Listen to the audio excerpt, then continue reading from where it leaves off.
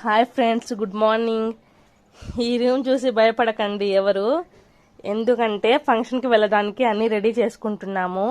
ఒక్కటిగా చూపిస్తాను, చూసేయండి. ఇదిగో దీనిలో కొబ్బరికాయలు, అగరబత్తులు అవి పెట్టుకున్నాము. ఆనియన్స్ అన్నీ రెడీ చేసుకున్నాము. అక్కడ కూర్చోడానికి పట్ట కూడా వేసుకున్నాం పెద్దది. ఇక్కడికి వచ్చేటప్పటికి మా పిల్లలు అసలు అల్లరి పిల్లలు కదా, వాళ్ళ కోసమని బిస్కెట్లు చేసుకున్నాము. లారీలో తిందాము అన్నట్టుగా.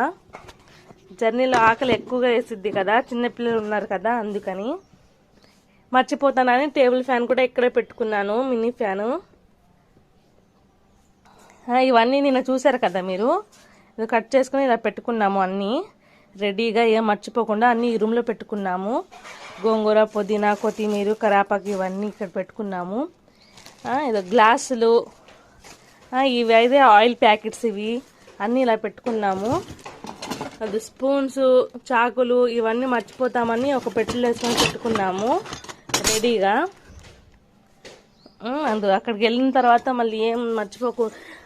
ఇది మిక్సర్ జార్ కూడా పెట్టుకున్నాము, అవసరం ఉండిద్ది కదా పప్పు కోసం అని.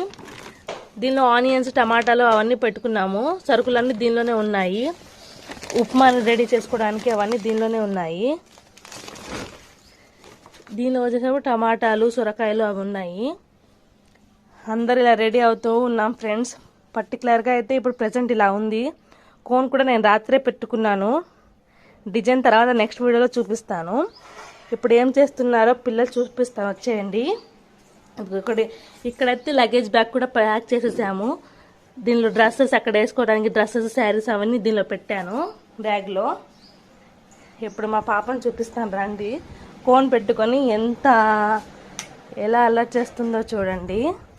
ఇంకా నిద్ర లేవలేదు, ఎప్పుడు తీసేయాలా అన్నట్టుగా ఏడుస్తుంది. ఇప్పుడే ఇది పెట్టాను. హాయ్ బోలో. ఇదిగోండి ఇప్పుడే పెట్టాను. ఇదైతే నైట్ పెట్టాను, ఆరిపోయింది. ఇది ఇప్పుడు పెట్టాను, తీసేద్దామన్నట్టు ఏడుస్తుంది. చిన్నపిల్లలు అంతే కదా, వీళ్ళకి కోన్ పెట్టాలంటే పెద్ద టాస్క్ అది. అక్కడ దుర్దేస్తుంది, ఇక్కడ దుర్దేస్తుంది అంటుంది.